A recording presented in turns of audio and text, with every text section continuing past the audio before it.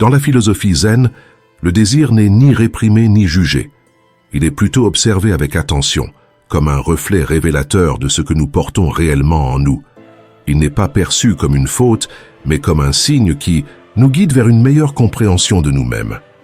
Pour Bouddha, l'attachement n'était pas un chemin mais un voile qui nous empêche de voir clairement. Il nous enferme dans de fausses idées de l'amour, nous faisant croire que nous suivons notre cœur, alors qu'en réalité, nous nous éloignons de la vérité essentielle.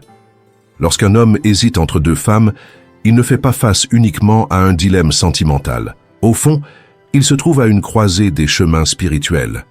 Il ne choisit pas entre deux personnes, mais entre deux versions de lui-même. L'une appartenant à son histoire non résolue, l'autre représentant une opportunité de transformation et de guérison. L'esprit tend à justifier, imaginer et projeter des scénarios, tandis que le cœur, dans son silence, révèle ce qui est authentique. Le zen nous enseigne que, même si l'esprit construit une réalité, c'est le cœur qui nous montre ce qui est vrai. C'est pourquoi, souvent, ce que nous pensons désirer ne correspond pas à ce dont notre âme a réellement besoin au plus profond. Un homme peut trouver la paix, le rire et le désir dans une relation, et en même temps vivre l'euphorie et l'excitation dans une autre. Pourtant, au milieu de ces expériences opposées, son essence reste silencieuse, en attente d'être écoutée. Souvent, ce que nous croyons nous combler ne répond qu'à des manques passagers, tandis que ce qui nous complète véritablement se présente avec une subtilité presque imperceptible, comme une brise douce au milieu du vacarme. Ce conflit intérieur ne se limite pas à choisir par amour. Il s'agit d'une leçon profonde sur le karma, le désir, l'attachement, le confort et la quête d'authenticité. Quand un homme choisit entre deux femmes, il reste rarement avec celle qu'il a le plus aimée ou le plus offert, mais avec celle dont l'énergie a résonné avec quelque chose d'inachevé en lui, quelque chose qui demande à être guéri ou compris. L'une peut arriver comme une tempête, intense, provocante, imprévisible. Avec elle, l'ego s'enflamme, le désir de conquête s'éveille, et le cœur bat fort. L'autre, en revanche, coule comme une rivière paisible, sereine, constante, profonde. Il n'est pas nécessaire de rivaliser, seulement d'être. On ne lutte pas pour attirer l'attention. On offre simplement sa présence. Entre ces deux forces opposées, l'homme se sent divisé. Avec l'une, il se sent intensément vivant, mais épuisé. Avec l'autre, il trouve la sérénité, même s'il craint que ce calme ne lui semble monotone. Et c'est dans ce va-et-vient émotionnel que beaucoup finissent par se perdre, sans comprendre que, parfois, la réponse ne réside pas dans le choix entre deux chemins, mais dans la découverte de qui l'on est vraiment. Avec l'une, il se sent intensément éveillé, comme si la vie s'allumait en lui. Avec l'autre, il ressent une paix qui lui permet de respirer sans effort. Son ego s'élève avec l'une, comme s'il dansait sur une scène en quête d'applaudissements, mais c'est aux côtés de l'autre que son âme trouve enfin le repos. Chaque fois qu'il s'éloigne de l'une, il est attiré vers l'autre. Lorsqu'il se donne à l'une, l'énergie tranquille de celle qu'il a laissée lui manque. Pourtant, au fond, il ne s'agit pas d'elle. Chaque décision est une manière de fuir ses blessures non guéries. Chaque retour, une tentative, inconsciente d'embrasser quelque chose de familier qu'il n'a pas encore appris à vraiment apprécier. Une femme représente le tourbillon émotionnel qui le relie à son passé, ce chaos qui le secoue et lui rappelle qu'il est vivant, mais au prix de sa sérénité. L'autre symbolise la possibilité d'une vie sans masque, où il suffit d'être soi-même pour se sentir complet. Alors qu'il navigue entre ces deux réalités, il ne se rend pas compte que le véritable amour ne naît pas du choix entre deux personnes, mais du courage de se confronter à soi-même. Bouddha enseignait que le désir constant nous mène à la souffrance. Il nous pousse à convoiter ce qui est absent et à mépriser ce que nous avons déjà. Une femme peut lui offrir des émotions intenses, de la passion, de l'attention, de la beauté, et même le défi de la conquérir. Mais lorsque tout cela devient un besoin, le vide intérieur apparaît. L'autre peut lui offrir un amour inconditionnel, sans jeu ni exigence. Pourtant, en l'absence de drame, son ego ne le perçoit pas comme une victoire. Et c'est que la vraie victoire n'est pas de gagner quelqu'un, mais de trouver la paix en soi. Ce que nous poursuivons tend à s'éloigner. Ce que nous acceptons avec calme nous transforme. L'ego veut être reconnu, il cherche les applaudissements, la validation, la victoire. C'est pourquoi il est attiré par celle qui lui en demande, davantage par la femme qui le pousse à prouver sa valeur encore et encore, croyant que s'il réussit à être choisi par elle, il sera enfin suffisant. Mais l'âme ne cherche pas les triomphes, elle n'a rien à prouver. Elle veut seulement la connexion, la tranquillité, le sentiment d'être arrivé chez soi. La femme qui ne rivalise pas, qui n'exige rien, qui est simplement présente, déstabilise l'ego, car sa présence ne réclame rien, elle révèle. Elle n'est pas un trophée, elle est un miroir. Et même si l'ego ne la comprend pas, l'âme, elle, la reconnaît. Quand le tumulte cesse d'être excitant et commence à peser, il est temps de reconnaître qu'il n'y a plus de force pour continuer à courir. Les courses pour l'amour, les épreuves constantes, les jeux de conquête, tout cela finit par user. Cette femme qui semblait autrefois feu et passion brûle maintenant.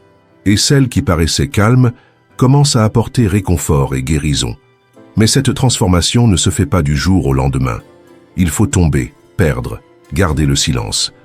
Jusqu'au jour où il comprend ce qui le faisait vibrer autrefois, l'épuise maintenant. Ce qu'il ignorait auparavant devient profondément précieux. Ainsi, il choisit de rester auprès de celle qui n'exige pas d'amour, mais crée l'espace pour que l'amour naisse naturellement. Elle ne cherche pas à briller pour plaire, ne le défie pas, ne tente pas de le manipuler. Elle est simplement là, présente, ouverte, authentique. Son esprit est doux, non pas parce qu'il est faible, mais parce qu'il est sage. Sa façon d'aimer n'a pas de conditions, ne pousse pas, n'exige pas de changement. Elle ne veut pas le transformer, mais l'invite à être vraiment lui-même. Cette douceur sans imposition devient un baume. Elle ne l'agresse pas, ne le menace pas, ne le juge pas. Elle lui offre juste un espace pour se retrouver, sans peur. Dans un monde rempli d'apparences, l'authenticité devient un acte puissant. Deux femmes, deux chemins.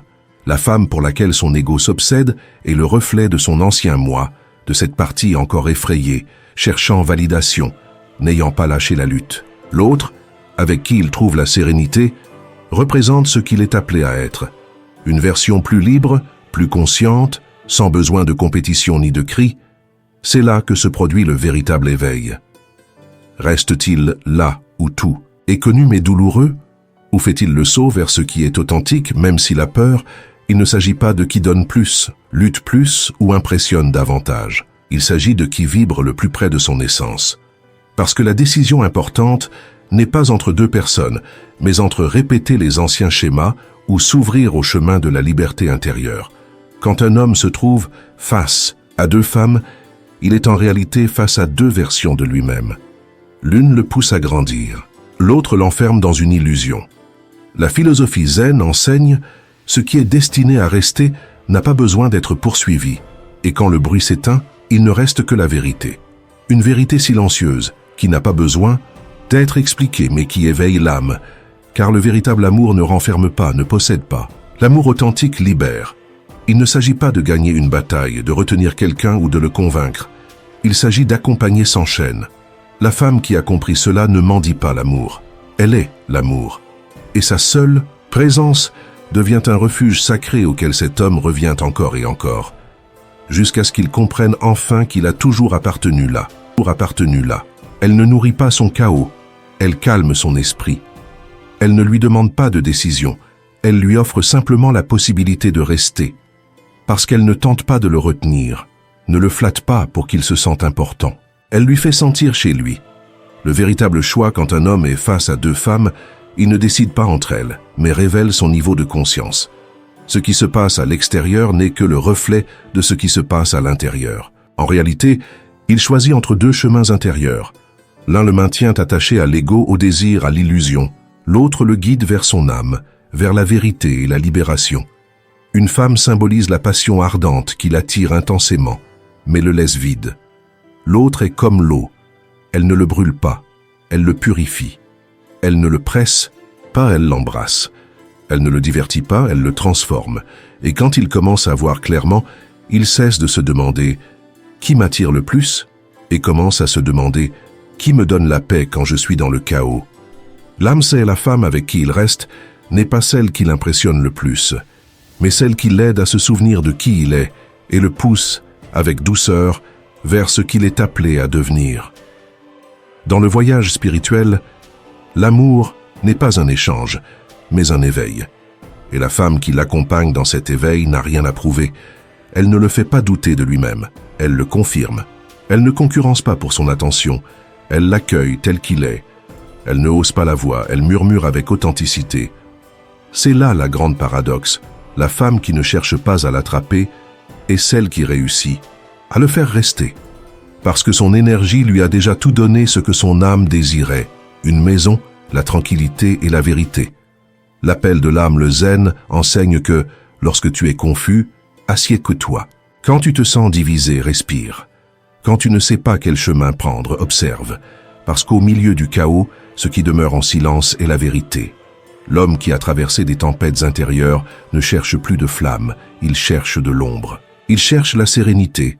Et quand il trouve cette femme qui ne tombe pas dans le drame, mais l'embrasse avec sa paix, il cesse de courir. Elle n'est pas la plus voyante, pas non plus celle qui a le plus fait d'efforts, elle est simplement celle qui est en harmonie avec son âme, et c'est suffisant. Car dans un monde rempli de masques, le plus grand courage est d'être authentique.